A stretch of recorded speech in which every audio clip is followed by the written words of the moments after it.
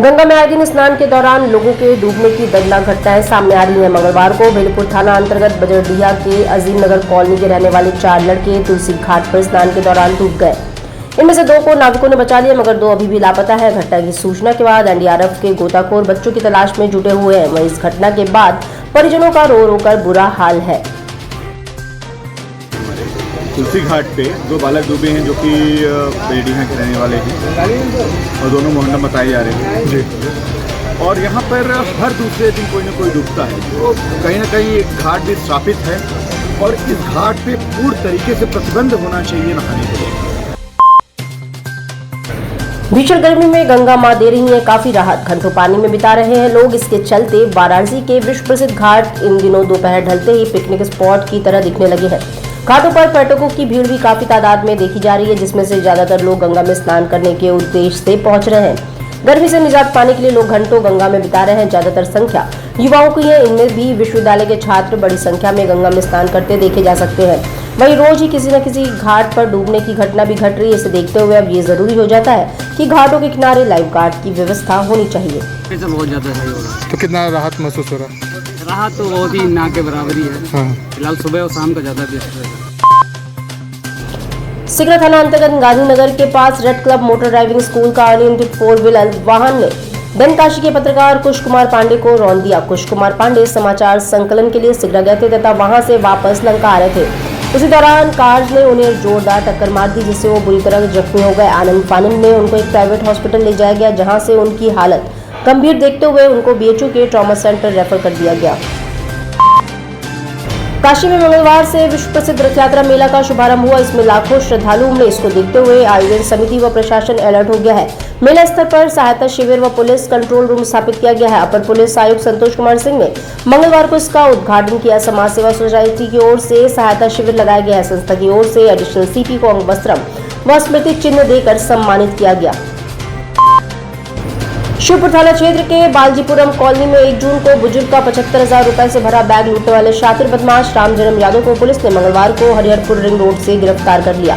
Police ने उसके पास से लूट के 50,000 रुपए और घटना में प्रयुक्त मोटरसाइकिल भी बरामद किया है। गिरफ्तार लुटेरा रामजन्म यादव चौबीपुर थाना क्षेत्र के परानापुर गाँव का निवासी है। बुजुर्ग को लूटने में उसका एक साथी रंजीत भी था। पुलिस उसकी तलाश कर रही है। रामजन्म चौबे थाने का हिस्ट्री शीटर है। उसके खिलाफ कई संगीन मुकदमे दर्ज है। व्यक्ति बैंक से पैसा निकाल के जा रहा था, तो उससे लगभग 75,000 रुपये के आसपास लूट लिए गए थे, जिसमें 2 व्यक्ति शामिल थे। आज एक रामजन्म यादव नाम के अपराधी को हमने गिरफ्तार किया है और उससे लूट से संबंधित पैसे भी बरामद किए हैं। साथ में जो घटना में प्रयुक्त मोटरसाइकिल थी वो भी बरामद की है और इसको हम जेल भेज रहे हैं। दूसरे अभियुक्त की हम तलाश कर रहे हैं, उसके लिए भी दबिश दी जा रही है। प्रधानमंत्री नरेंद्र मोदी के सरकार का 9 साल की उपलब्धियों को बताने के क्रम में मंगलवार को पूर्व मंत्री व विधायक नीलकंठ तिवारी ने सर्किट हाउस में पत्रकार वार्ता कर उपलब्धि गिनाई। प्रेस कॉन्फ्रेंस की सूचना अति आवश्यक बताकर बुलाई गई थी। मीडिया के लोगों को लगा कि महत्वपूर्ण बात है, लेकिन पूर्व मंत्री ने बचाया वो इस प्रकार है। मोदी सरकार का 9 वर्ष देशवासियों के लिए बेमिसाल रहा। देश आर्थिक रूप से दुनिया की 5वीं अर्थव्यवस्था बना है। सामरिक रूप से भी मजबूत हुआ है। पूरे विश्व में भारत की अपनी अलग पहचान बनी है। प्रधानमंत्री के नेतृत्व में विश्व गुरु बनने की राह पर भारत चल पड़ा है। विकास के ढेर सारे कार्य हुए। काशी ब्रांड बनारस के रूप में दुनिया में विख्यात हुआ है। बताया कि 9 वर्ष में 4,000 करोड़ से अधिक धनराशि का विकास व निर्माण कार्य हुआ है। कोई कैजुअलिटी कर देता था, कोई घायल हो जाता था, कोई मर जाता था, ऐसे करके हाई टेंशन के 35 kV 11 kV के तार ऊपर मकान के 2 छत नहीं, 2 मंजिला लोग नहीं बना पाते। आदरणीय प्रधानमंत्री जी ने इसको संकल्प में लिया और इन्हीं 9 सालों में ज्यादातर IPDS के कार्य हो गए। देवाधिदेव महादेव की नगरी में काशी के कोतवाल बाबा श्री काल भैरव स्वर्ण रजत निर्मित पंचबदन प्रतिमा की भव्य 70वीं शोभा यात्रा निकली। इस दौरान काशी कोतवाल के दर्शन के लिए सड़कों और गलियों में श्रद्धालु उमड़े। पूर्वांचल व काशी के जनप्रतिनिधि, पीठाधीश्वर, सामाजिक व आध्यात्मिक संस्था के प्रतिनिधि, स्वर्णकार समाज के लोग तथा काशी के जारो धर्मपरायण जनता स्वर्णकार क्षत्रिय कमेटी की ओर से सन 1954 में निर्मित बाबा श्री काल भैरव के स्वर्ण रजत प्रतिमा की भव्य शोभा यात्रा प्रतिवर्ष आषाढ़ शुक्ल द्वितीया के दिन स्वर्णकार बंधु निकालते हैं। मंडलायुक्त कौशल्या शर्मा ने रामनगर स्थित विभिन्न परियोजनाओं का निरीक्षण किया। सर्वप्रथम मंडलायुक्त द्वारा रामनगर स्थित राजकीय बाल सुधार गृह का निरीक्षण किया गया। निरीक्षण के क्रम में मंडलायुक्त द्वारा परिसर में बनकर तैयार बालिका सुधार गृह का भी निरीक्षण किया गया तथा सुधार गृह में मिलने वाली सुविधाओं के संबंध में भी जानकारी ली गई।